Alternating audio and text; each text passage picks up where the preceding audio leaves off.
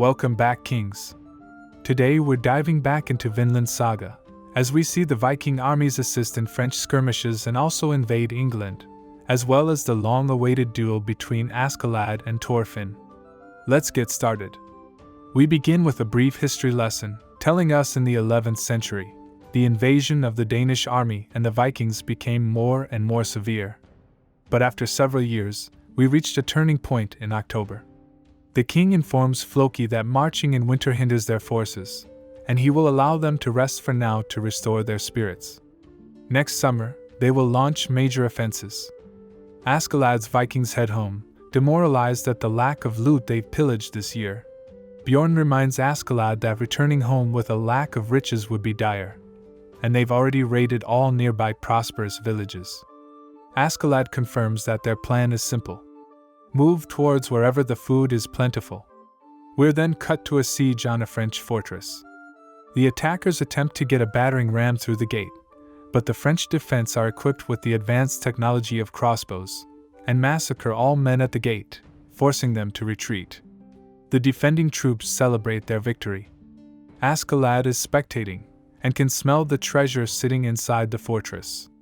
The troops are motivated, saying Askeladd never lets them down. Askeladd calls on Thorfinn, and with daggers in hand, they start to plan. Askeladd tells Thorfinn to send a message to the French attackers.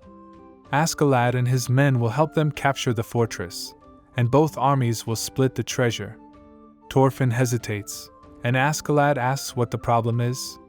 Thorfinn reminds him of all the people he's killed, implying he's met the conditions for another duel which Askeladd is running away from. Askeladd offers him gold coins, which angers Thorfinn.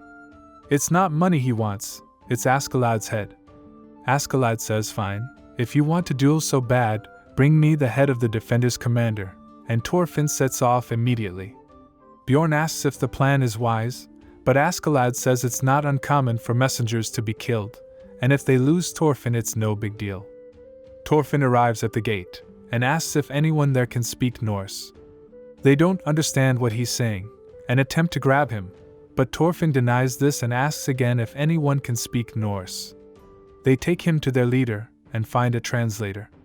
This fat, wide-mouthed leader is angered that the Vikings want half the spoils from the fortress. Thorfinn says their offensive plans are weak, attacking the gate is illogical and they should advance from the river, but one higher-up soldier says doing so is impossible, since there is a waterfall preventing any ships from advancing from that direction. Thorfinn says, "Fine, if you say no, Askeladd and his men will join the enemy, provoking a hostile reaction from the French." Thorfinn is unfazed, saying if he dies and can't signal Askeladd, extra Vikings will be enemies of these men. The chubby leader reluctantly agrees, and Thorfinn demands for his weapons. One high arrow and two low, Askeladd and his men receive the signal. The attackers who are guarding their ships stuck at the waterfall notice something in the woods.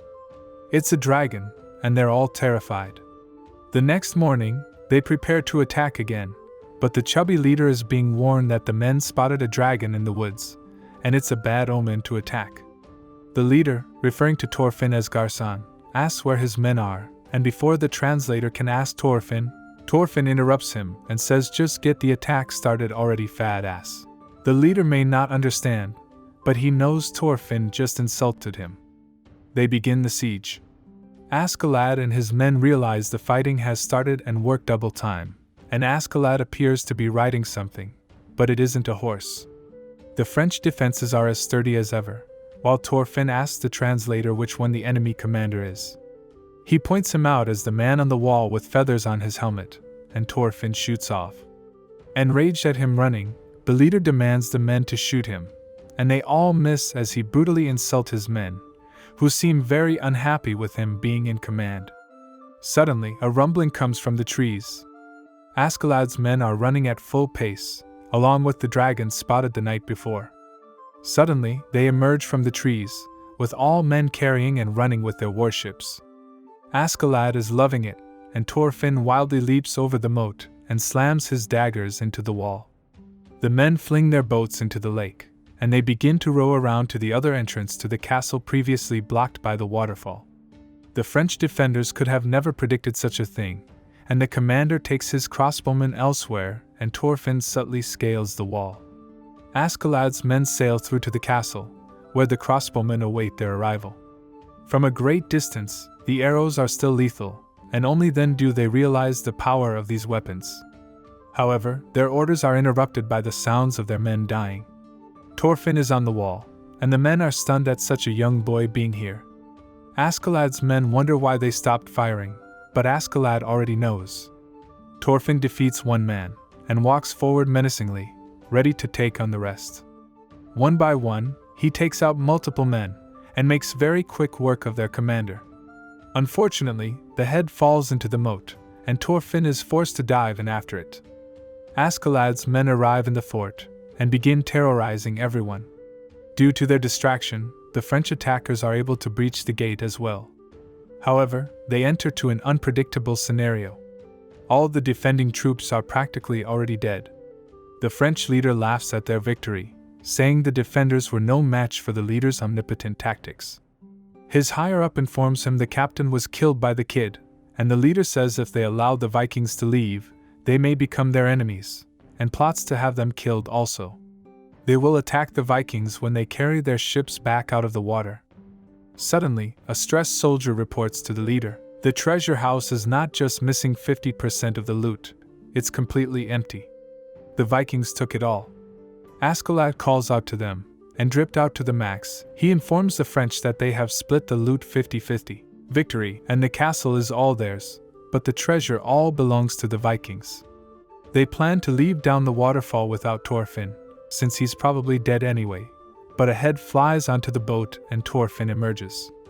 Thorfinn calls Askeladd out on his promise, and challenges him to a duel. Askeladd accepts, but says they should probably get out of here first.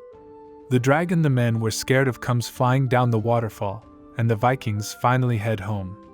Danish shepherds see warships approaching, but realize it's Askeladd's ships, and welcome him back with cheerful waves. Thorfinn prepares his weapons for the duel.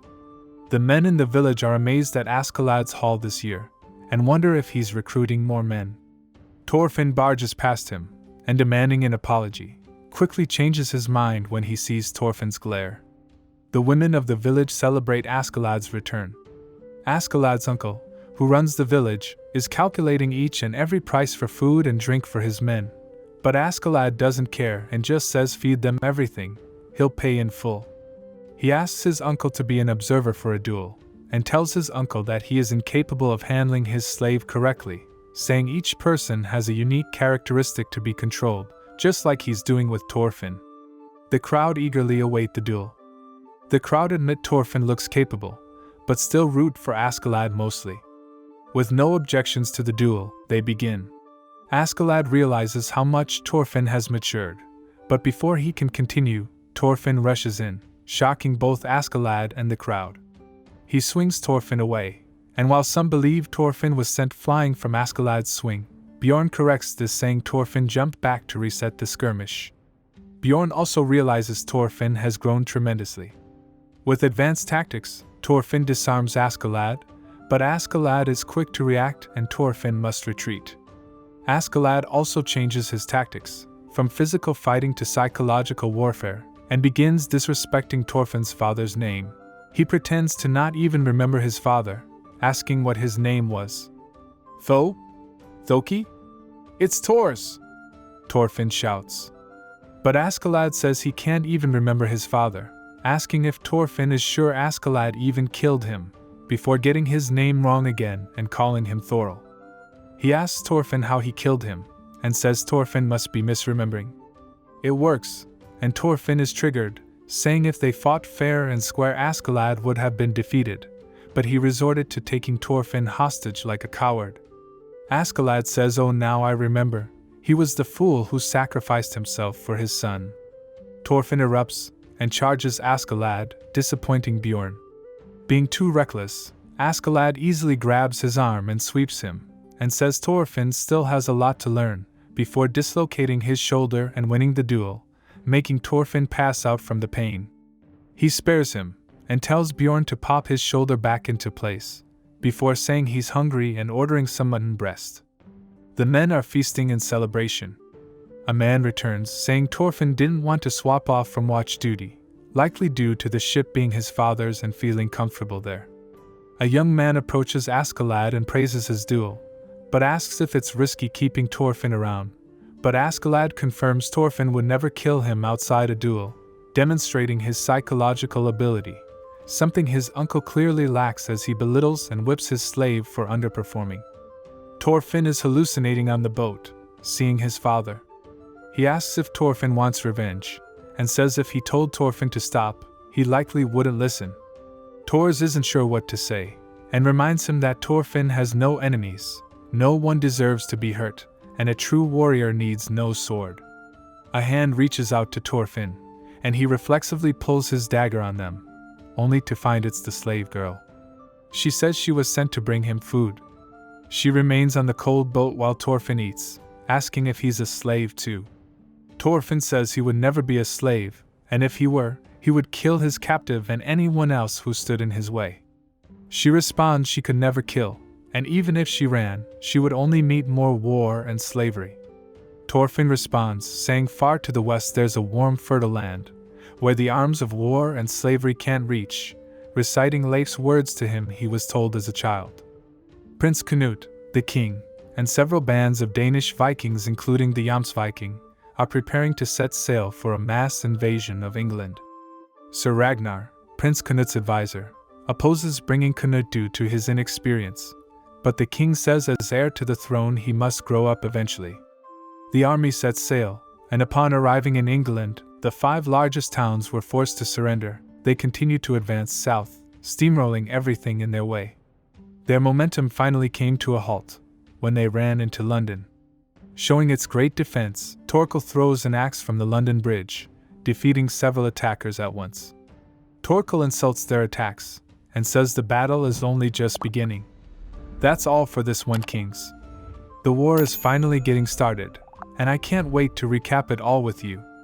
If that sounds good to know, consider subscribing, and I'll see you all very soon.